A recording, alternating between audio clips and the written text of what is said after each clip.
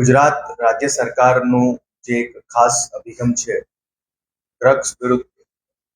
કડક કાર્યવાહી કરવાનો અને જેટલા પણ એના સાથે જોડાયેલો પેડલરો હોય એમના વિરુદ્ધ જે છે કોઈ પણ એવી પ્રવૃત્તિ હોય જે ગેરકાયદેસર જણાતી હોય એમના વિરુદ્ધ કડક કાર્યવાહી કરવાનો જે અભિગમ છે એના અનુસંધાને માનનીય ડીજીપી સાહેબ, બોર્ડર રેન્જના આઈજીપી શ્રી ચિરાગ કોરડિયા સાહેબના માર્ગદર્શન હેઠળ પૂર્વ કચ્છ જિલ્લા પોલીસ દ્વારા જે ડ્રગ્સના પેડલર છે એ પેડલરો વિરુદ્ધ એક કાર્યવાહી કરવામાં આવી છે,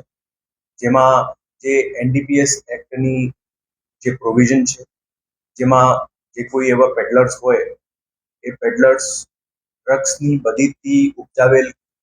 ઇન્કમથી પોતાની જંગમ અથવા સ્થાવર મિલકતો વસાવેલ હોય તો એના ઉપર પોલીસ દ્વારા કાર્યવાહી થઈ શકે. એના આધારે એક વ્યક્તિ છે જેમનું નામ છે પિન્ટુ યાદવ, મૂળ બિહારનું છે પણ અહીંયા કચ્છમાં અંજાર વિસ્તારના વરસામેડીમાં એમનું રહેવાસ હતું. એમના વિરુદ્ધ ટોટલ 4 એનડીપીએસના ગુના દાખલ થયેલા છે, જેમાં સર્વપ્રથમ 2019માં છે અને એના પછી 2025માં 140 કિલો ગાંજાનું કેસ છે, જેના હેઠળ ઓલરેડી આ વ્યક્તિ અત્યારે ગલપાદર જેલમાં છે. જે એનડીપીએસ એક્ટની પ્રોવિઝન છે એમાં 68I સેક્શન 68I અને સેક્શન 68U હેઠળ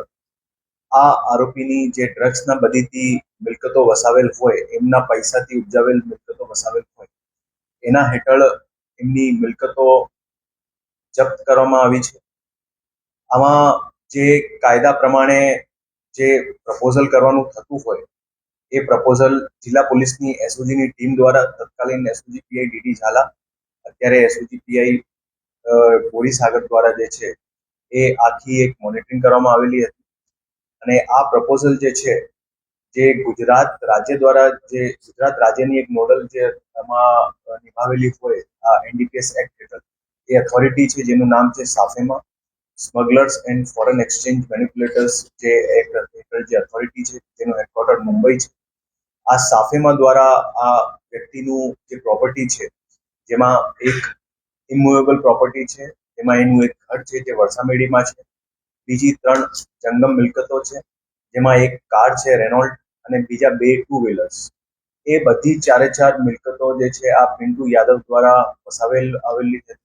જે એમના ડ્રગ્સના વ્યાપારથી ઉપજાવેલ મિલકતો, ઉપજાવેલ પૈસા હોય એનાથી આ મિલકતો ખરીદ કરવાનો પ્રસ્તાવિત થયો હતો અને આ પ્રપોઝલના આધારે સાફેમા ઓથોરિટી દ્વારા આમનું પ્રોપર્ટીનું ફોરફીચરનું ઓર્ડર કરવામાં આવ્યું છે, જેના આધારે આગળની કાર્યવાહી જિલ્લા પોલીસ દ્વારા કરવામાં આવેલી છે. જે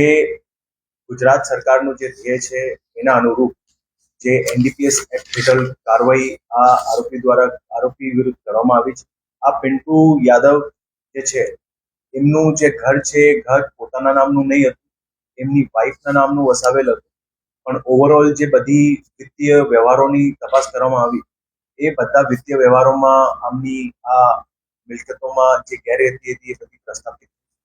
એના અનુરૂપ જે છે જિલ્લા પોલીસ દ્વારા આ પ્રપોઝલ અને આ એક્ટ હેઠળ વિવિધ પ્રકારની જે છે આ કાર્યવાહી જપ્તીની એનડીપીએસ એક્ટ હેઠળ કરવામાં આવી છે.